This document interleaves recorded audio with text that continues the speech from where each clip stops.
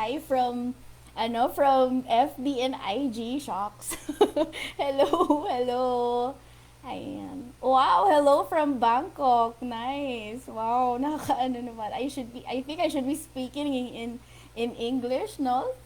A little bit mix of Taglish so that some of our viewers can understand us. Hello, thank you for joining us. Thank you. Hi. So, in a minute, I'll be starting to share some of my tips, no, how I started to save money. I'm Janica Borja. I'm a financial advisor from Sun Life Philippines. I've been in the industry for 6 years now, and of course, ang pinakamahirap na gawin sa buhay ay i-apply sa sarili, no, ang mga natututunan. It's very hard to apply to yourself, no, the things that you learn, kasi you can always give advice to people, but when it comes to yourself, no, sometimes you don't listen. So, I'm going to be sharing with you some of the things that I did on how I started to save my salary. Okay. The very first so I'll already start, no? Okay. So the very first thing that's very important when it comes to saving is mind setting. Okay. It's like, if you want to lose weight, mind setting is very important to everything, no? So if you want to lose weight, there should be a conscious decision na magpapayat, 'di ba? And it's the same with saving money. There should be a conscious decision that, hey, I want to save money. I want to set aside, and I want to um start saving for my retirement, start saving for a capital for my business. I want to start, investing. There should be a conscious effort. And one of the ways that is very helpful to everyone is to be in a community. Especially, kapag, for example, me, I started working out. And one of the things that encourages me to work out is when I see, other women who also works out. So, very important ang community. And I hope, everyone here would join the Big C community so that you could, be open and to freely, ask questions on how to start, no? So, wala naman kasing maling tanong. The important thing is that you're always curious. You're always, you're always asking questions, no? And so ayun, it's very important to have a mindset na, hey, I want to save. I want to save. Ito na, 'di ba?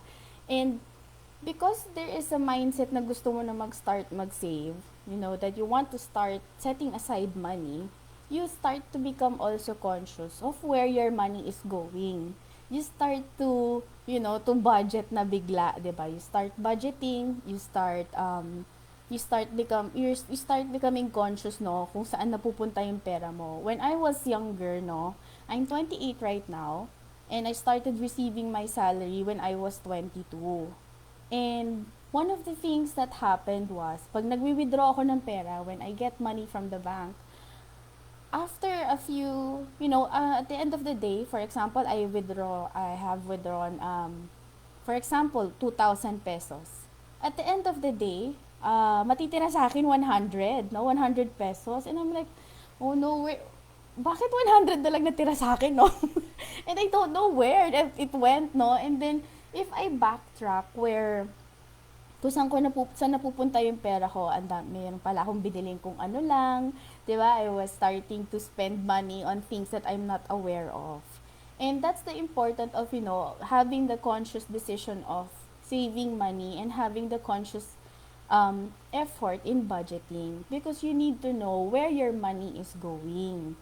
Okay, so there is I know that you already know this, the 50-30-20 rule. Now, 50% needs, so 50% of your salary on your needs, so that will be bills, food, etc. 30% is wants, and 20% is sa savings. Okay, so if you have that conscious effort to look at what is your budget, you will start to be conscious on where also you are spending your money. So, for example, if your salary is 10,000 pesos, diba, what is the 20%?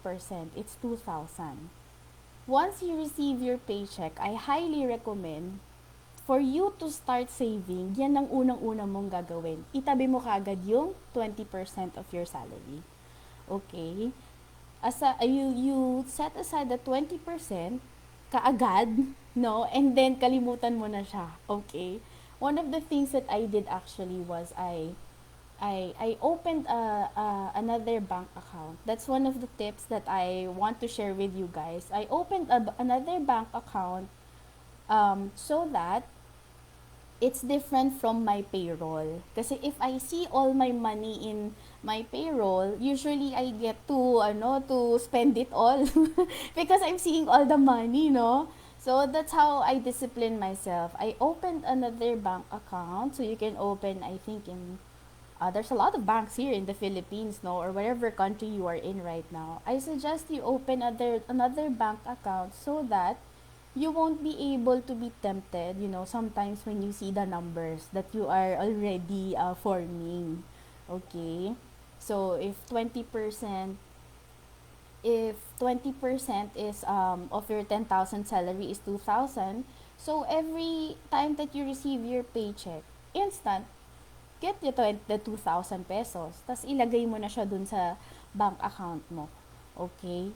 There should be a constant decision and conscious decision to do this. Okay?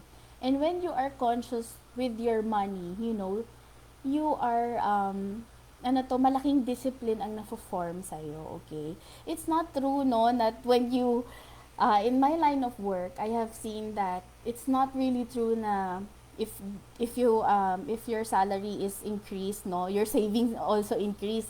No, that's not happening to most of the people that I know, no, and even with myself, no, I didn't even do that, no. When I started receiving a higher salary, my lifestyle, no, my lifestyle increased.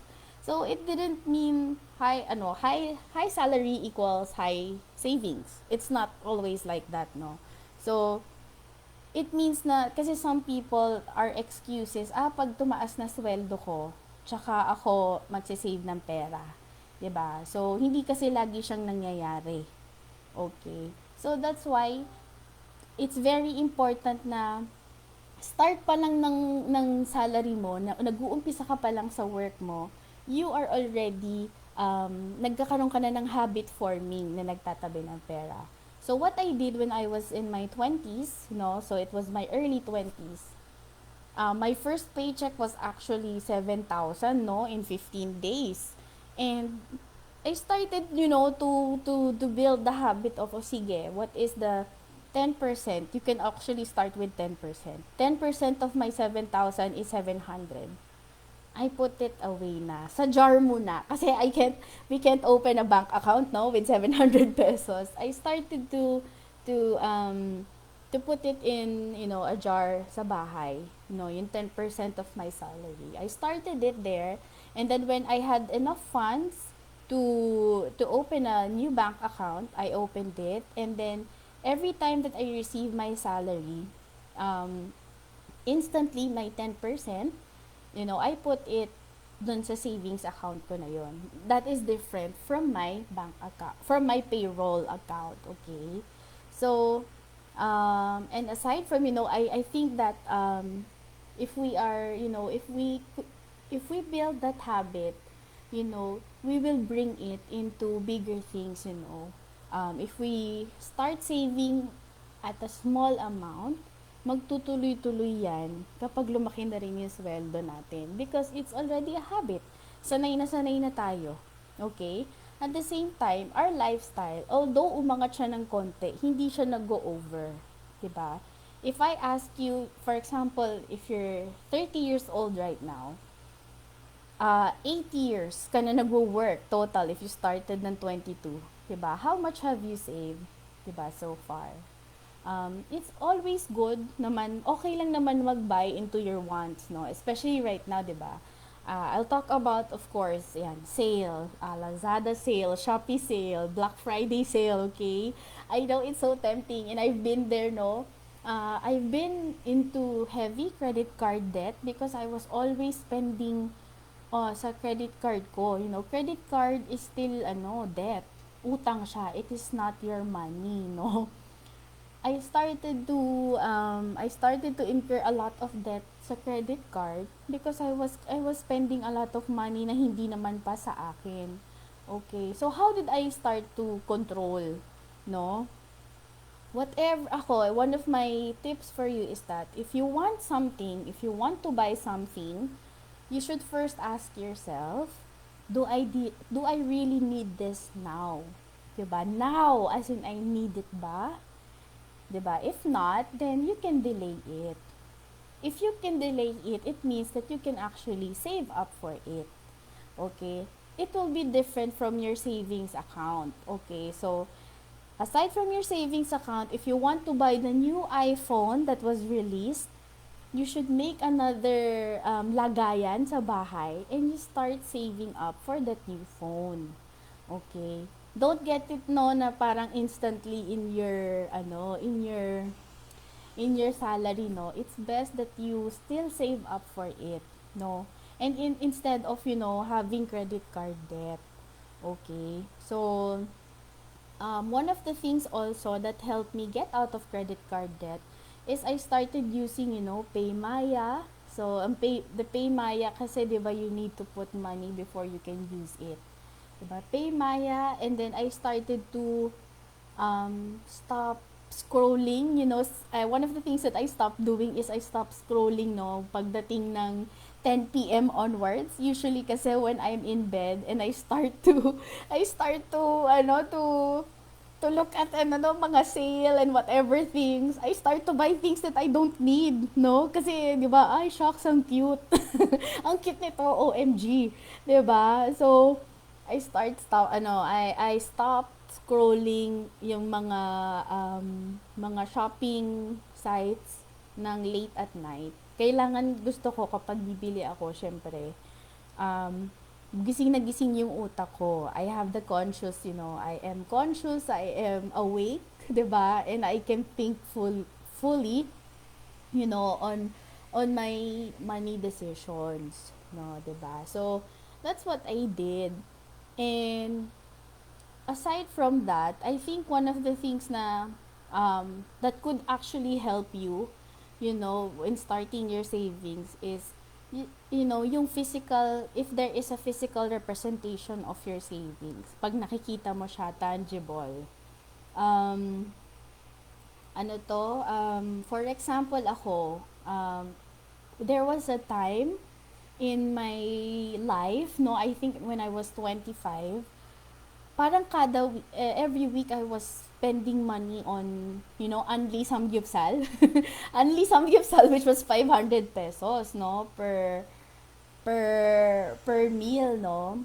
So, aside from, of course, na naggagastos ako, I was very unhealthy as well, okay? So, what did I do? Each time that I want to eat at Samgyupsal, I would put that 500 pesos, sa isang jar, sa kwarto ko. And once I was doing that 500 pesos kada naglalagay ako doon, ah, parang nagkakaroon ako ng physical representation ng, ay, ito yung naiipon ko on the things that I am saying no to.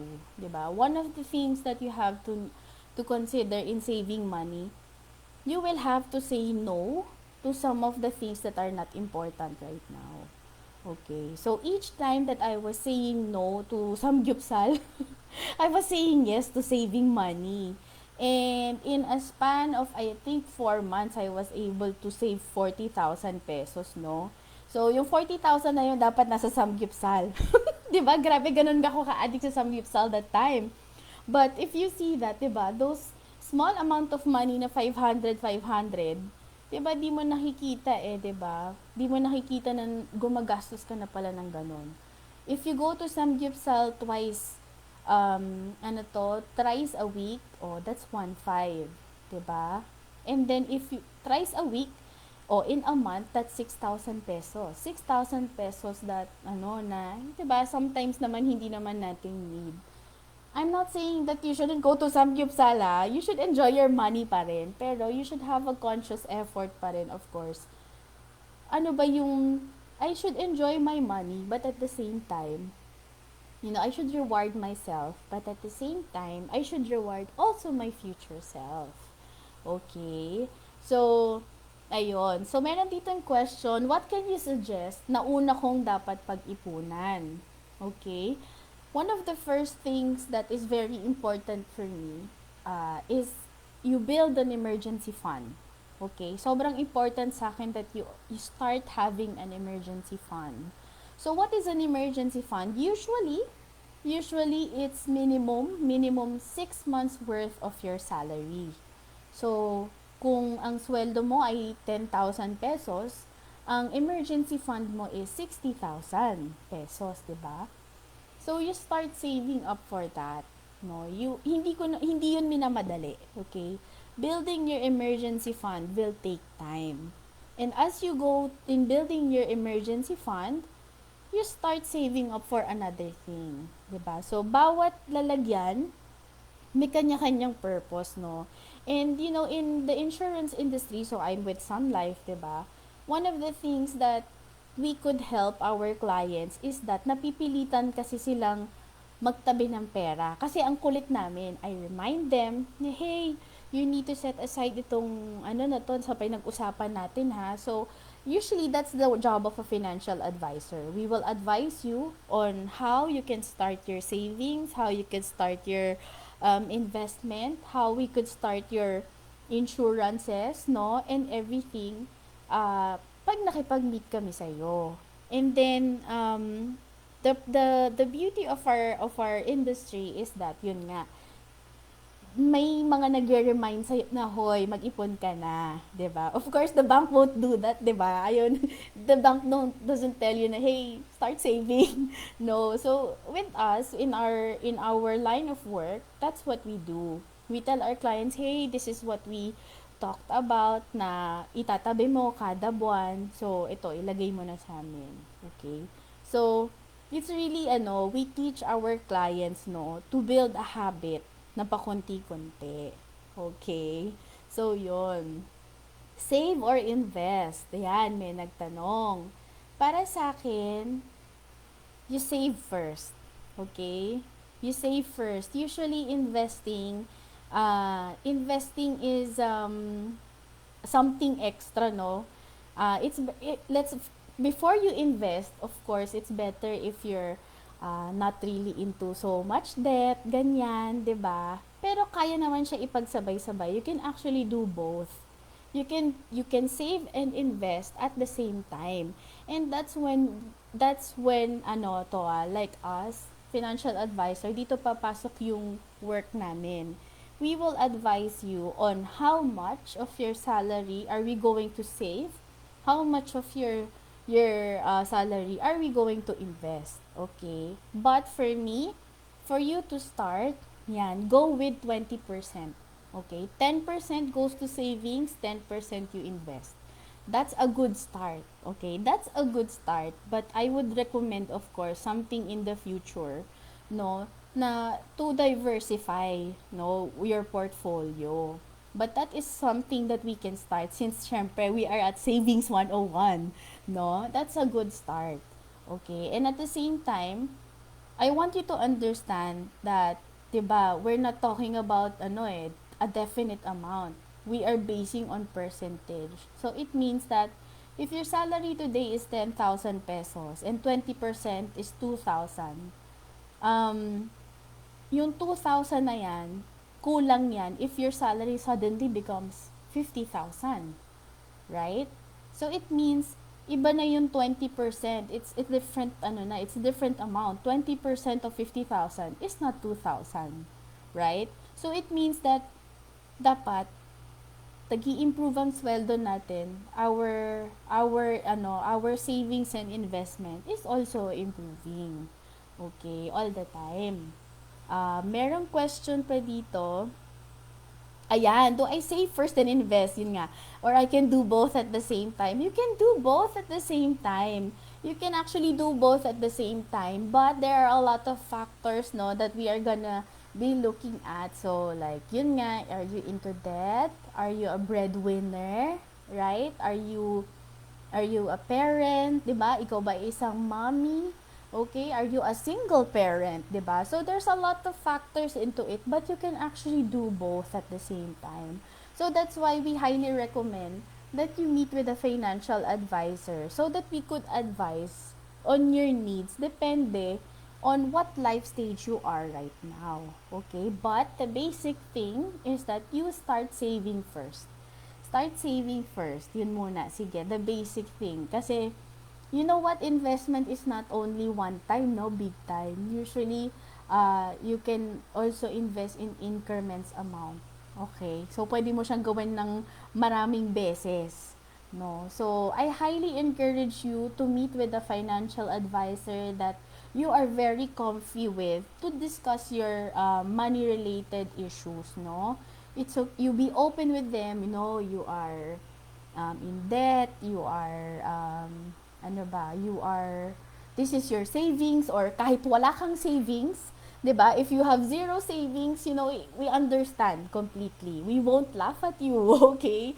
So, and at the same time, that's why I am encouraging everyone here to join, of course, the Big C community. You download the app. You can ask questions there. I'm there as a Big C ambassador. I will answer all of your questions there. If you have any um, other questions na personal, you may also message me in Facebook. So my name is Janica Borja. You will see me. I am connected with Sun Life, of course.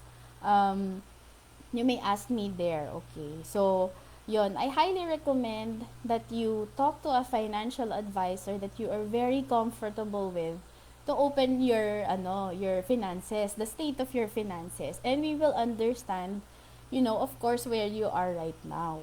Okay, if you're kasi 'di ba, I want you to understand na iba-iba naman ng iba-iba ang life stage natin, 'di ba? Some of us here we are single like me who aren't wala naman akong kumbaga all of my salary is mine. I am not obligated to share with the expenses in my home, no. So I'm very blessed, no, na yung parents ko, they don't obligate me to do that, 'di ba? Pero sometimes, yung mga katulad ko, kami pa yung walang ipon, 'di ba? Because we tend to spend all of our money, no, into other things.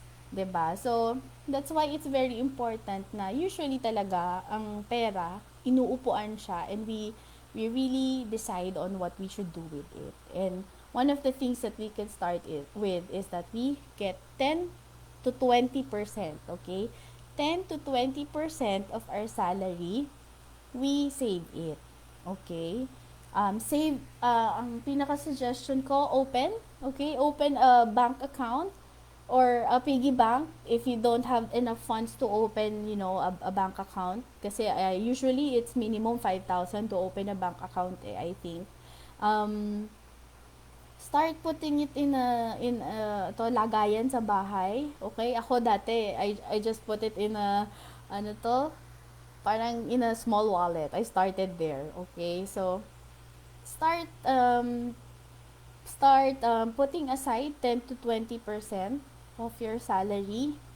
And then open a bank account that is different from your payroll, because if you look at your money, no, sa payroll, you will start, ako lang ha, nakaka-tempt kasi if you see all of that numbers in your payroll, no. So, ang maganda, if you have a different, lagayan, different basket for your savings, 'di ba? You are left with what you will budget for the rest of the month, 'di ba? You are started, yun nga, ang pinaka gusto ko dito, you start becoming conscious of where your money is going. Okay? This is my budget when it comes to my commute. 'Di ba? I will commute today because last week I used yung grab up twice. I think I overspent when it comes to, my commute. I treated myself with, with a steak last week. Okay, so this week siguro magbabaon muna ako. 'Di ba? I will live within my budget. And, you know, um, if we are faithful with the small things, we become faithful with big things. It's always like that. And our salary is part of the things that God has entrusted us with. And I hope na even with money, we start becoming disciplined with it. Okay. So, ayun, I am open to more questions. Go ahead. Meron pa bang mga katanungan? Ano ba? Wait lang. Babasahin ko pa. Ayan. Some of my financial tips. Ayun, ayun, sinabi ko na kanina. Ayan. So, again, if you want to buy something, it's best if you ask yourself, do you need it now? Diba? I can live myself if I don't have the latest phone. Okay?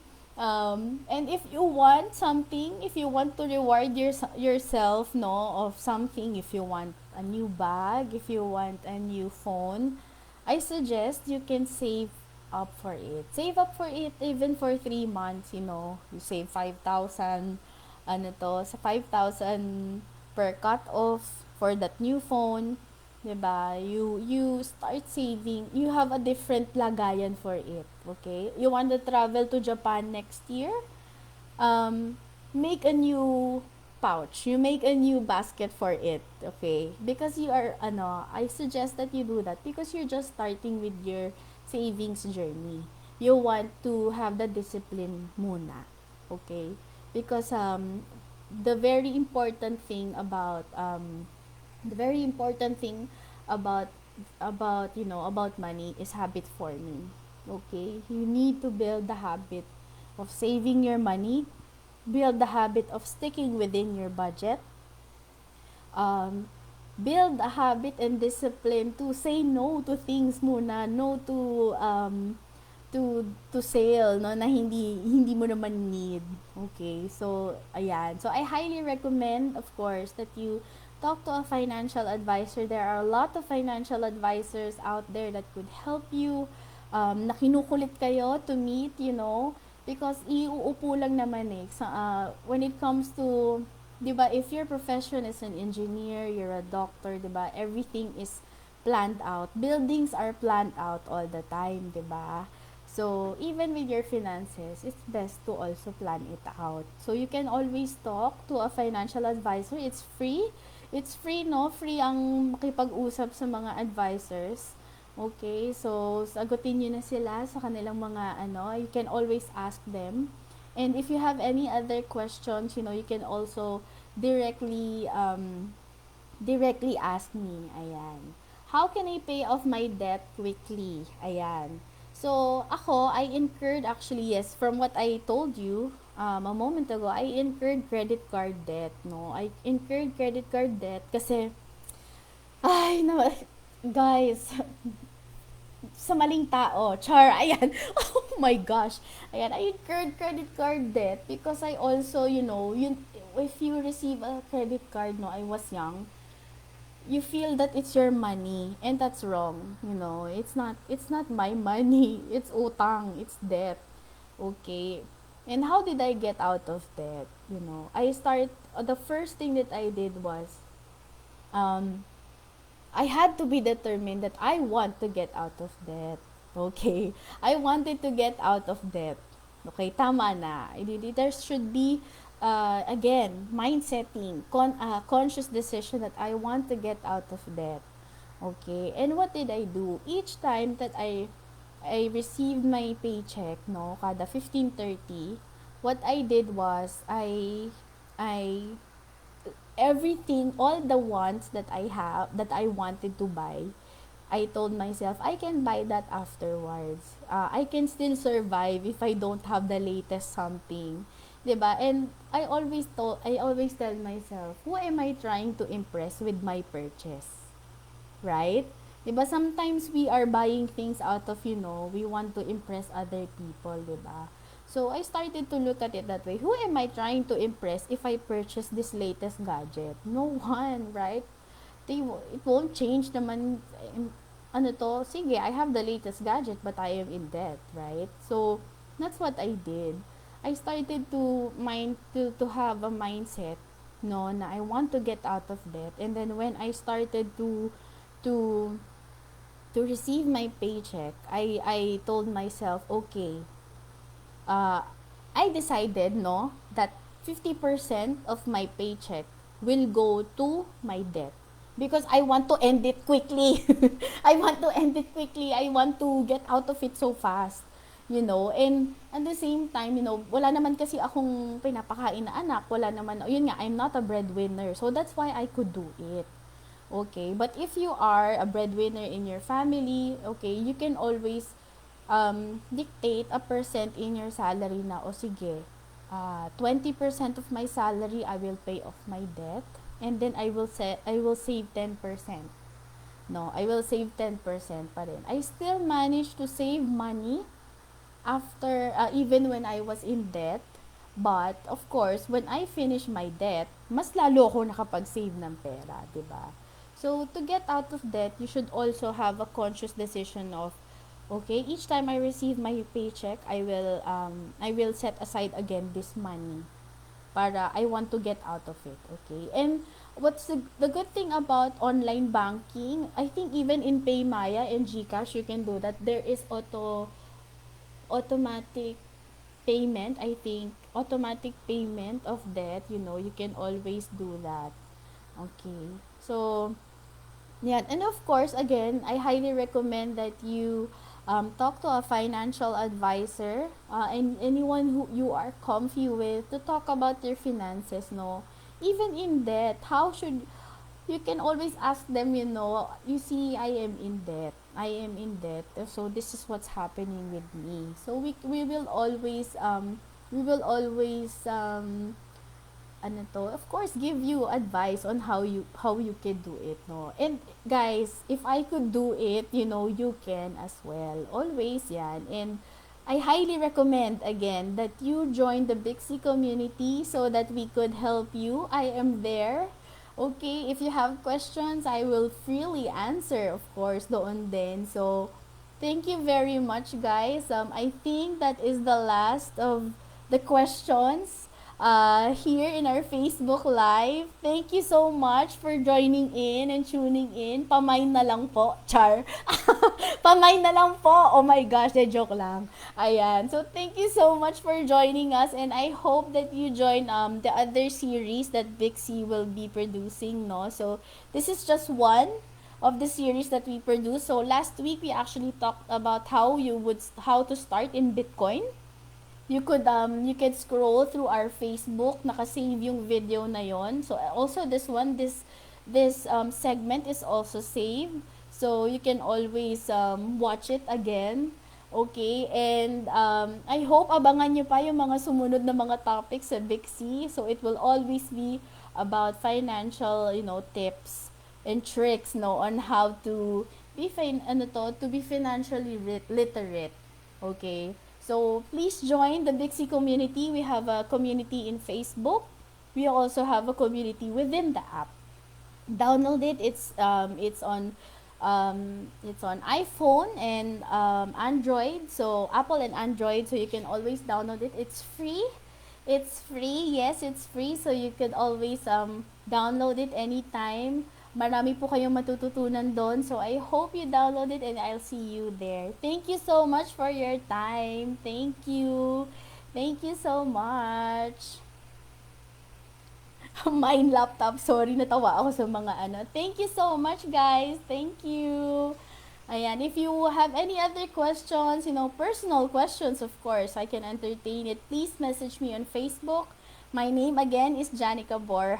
I am a Big C ambassador and I'm a financial advisor from Sun Life Philippines. Thank you again for watching. Thank you so much. Bye.